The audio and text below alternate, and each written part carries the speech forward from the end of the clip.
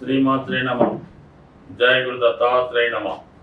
ఈ వీడియోలో మనం మీనరాశి వారికి ఏప్రిల్ 6వ తారీఖు నుంచి 12వ తారీఖు మధ్యలో జరగబోయే వార ఫలాలు పరిశీలిద్దాం. ముఖ్యంగా ఈ రాశి వారికి ఇప్పుడు ఈ రాశి అందే ఉన్నటువంటి 5 గ్రహాలు, అంటే చాలా కాలంగా ఈ మీనరాశి రాహు యొక్క ఆధీనంలో ఉండడం జరిగింది. అంటే ఇంచుమించుగా మొత్తం 30 డిగ్రీలు ప్రయాణించి ఇంకా చివరికి కొద్ది రోజుల్లో ఈ రాశిని మారడానికి రెడీగా ఉన్నారు. అంటే మొత్తం ఈ రాశి అంతా కూడా రాహు యొక్క విష ప్రభావం చేత నిండి ఉన్నది. దాని కారణం వల్ల ఈ రాశిలోకి ఏ గ్రహం ప్రవేశించినా దాని యొక్క ప్రభావానికి లోనై అటువంటి ఫలితాలు ఇవ్వడం జరుగుతూ ఉంటుంది. అయితే ఈ రాహు యొక్క విష ప్రభావం తట్టుకునే శక్తి శని గ్రహానికి మాత్రమే ఉంది. అందువల్ల మరి శని భగవానుడు ఎప్పుడైతే మీ రాశిలో ప్రవేశించాడో ఈ రాహు ప్రభావంకి లోనవడం వల్ల మీకు కొన్ని అవకాశాలు రావడం జరుగుతుంది. అంటే ఎటువంటి అవకాశాలు అంటే మీరు ఎప్పుడూ ఊహించినటువంటి ఎక్కువ ప్రయోజనమైనటువంటి పెద్ద పెద్ద వ్యాపార సంస్థల్లో కానీ పారిశ్రామిక సంస్థల్లో కానీ మీకు అవకాశం రావడం జరుగుతూ ఉంటుంది. అంటే అప్పటిదాకా మీరు ఏదో ఒక 10 లక్షల ప్యాకేజీలో ఉంటే ఒక 60-70 లక్షల ప్యాకేజీలో మారినట్టు ఉంటుంది అన్నమాట. ఇది సాఫ్ట్వేర్ రంగం, అంటే మొత్తం ఇండస్ట్రీలో కల్లా ఇప్పుడు అత్యధికంగా ఉన్నటువంటి సాఫ్ట్వేర్ రంగంలో కానీ, దాని తర్వాత సినిమా రంగంలోకి, లేదంటే రైల్వేస్ ఇందులోకి ప్రవేశించే విధంగా మీకు కొన్ని అవకాశాలు రావడం జరుగుతుంది. ఇందులో వల్ల ఒక చిన్న ఇబ్బంది ఉంది. మీరు ఏదో చేస్తుంటే ఏమండి ఒక 10 lakhs ఇవ్వండి, మీకు రైల్వేలో ఉద్యోగం ఇప్పించేస్తాం, మిగతాదే ఇంకో 10 లక్షలు ఉద్యోగం వచ్చాక ఇవ్వచ్చు. ఆ విధంగా మిమ్మల్ని ప్రలోభ పెట్టే అవకాశం ఉండదు. అటువంటి ప్రలోభాలకు మీరేమీ లొంగక్కర్లేదు. మీకు నిజంగా రావాల్సి ఉంటే ₹1 ఖర్చు లేకుండా వస్తుంది. కాబట్టి అటువంటి ఆశలో పడి పెద్దవారిని వేధించి ఆ డబ్బు తీసుకొచ్చి వాళ్ళ మొఖాన్ని కొడితే 2 కాకుండా పోతాయి. కాబట్టి ఖచ్చితంగా మీకు అవకాశం ఉంటే ఈ రంగాల్లో వచ్చే అవకాశం ఉంది. అంటే ప్రభుత్వ ఉద్యోగం లాంటిది కూడా వచ్చే అవకాశం ఉంటుంది. అయితే దాన్ని పక్కన పెడితే శుక్రుడు ఉచ్చులో ఉన్నాడు. దాన్ని బట్టి ఏమవుతుంది, మీకు ఎవరో ఒక పెద్ద వ్యక్తి పరిచయం అవ్వడం జరుగుతుంది.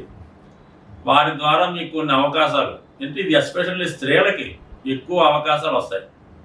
అది సినిమా పరిశ్రమలో కానీ, ఈ fashion designing, beauty parlour, beauty queen ఇలాంటి వాటిలో అవకాశాలు ఇప్పిస్తామని మిమ్మల్ని నెంబర్ 1 హీరోయిన్గా కానీ ప్రపంచ సుందరిగా తీర్చిదిద్దే ప్రయత్నాలు చేస్తాం, మీకు మంచి గుర్తింపు వస్తుంది అని ఆ విధంగానైనా స్త్రీలని మోసం చేసే విధంగా కూడా కొన్ని కుట్రలు జరుగుతూ ఉంటాయి.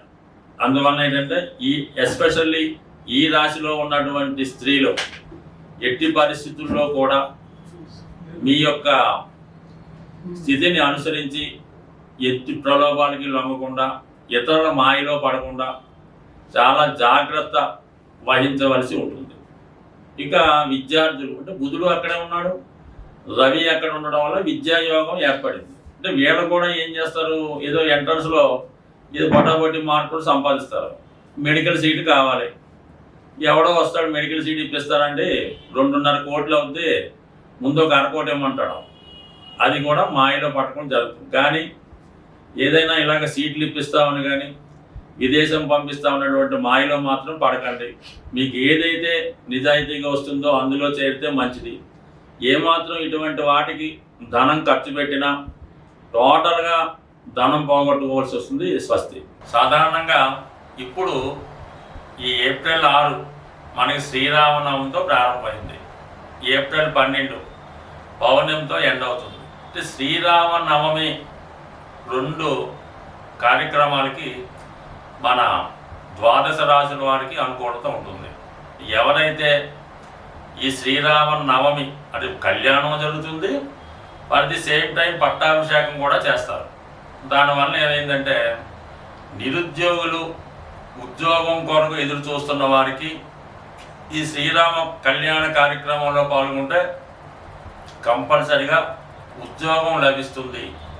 అది ఎంతదైనా వాళ్ళ ఆరాధన బట్టి లభిస్తుంది.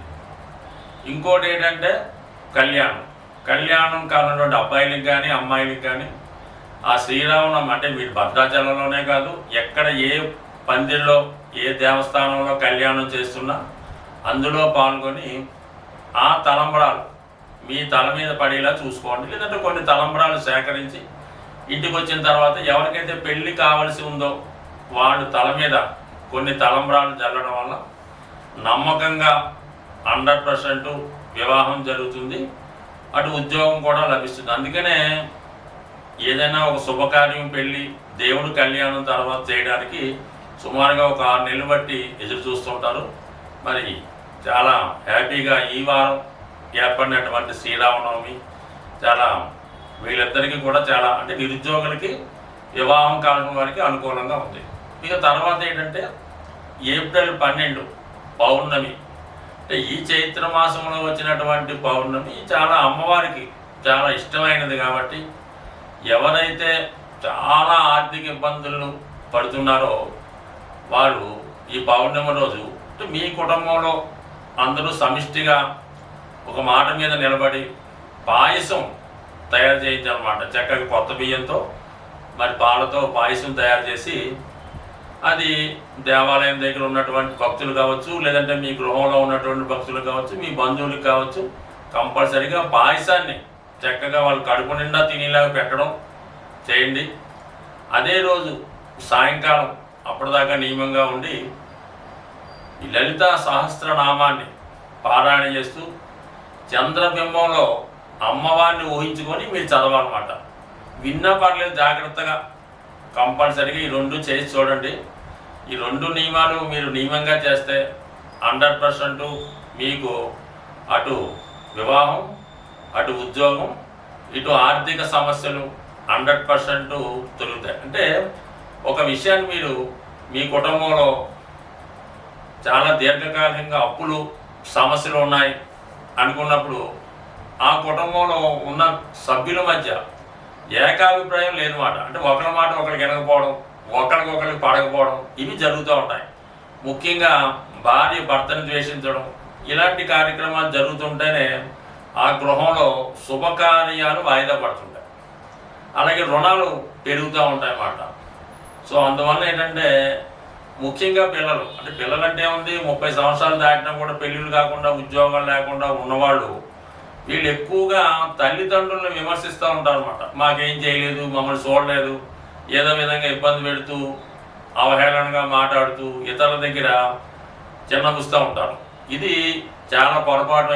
మీ ఫాదరు మీ తండ్రి వాళ్ళు ఎటువంటి వారైనా అవ్వచ్చు, వారిని గౌరవించి వారి మాట వినడం ద్వారా మీరు ఏదైనా పని చేసినప్పుడు వాడితో చెప్పి చేయడం వల్ల కంపల్సరీగా మీ యొక్క జాతకంలో సూర్యుడు యాక్టివేట్ అవుతాడు, చంద్రుడు యాక్టివేట్ అవుతాడు. దీనివల్ల మీకు ప్రభుత్వ ఉద్యోగాలు లాంటివి రావడం, పెళ్ళిళ్ళు జరుగుతుంటాయి. సో ఏదైనా ఒక సమిష్టి నిర్ణయం అందరూ కలిసి ఉండడం ఇది కంపల్సరీగా చేసుకుంటే మీ కుటుంబంలో ఏ సమస్య అయినా కూడా 100% సాల్వ్ అవుతుంది. స్వస్తి.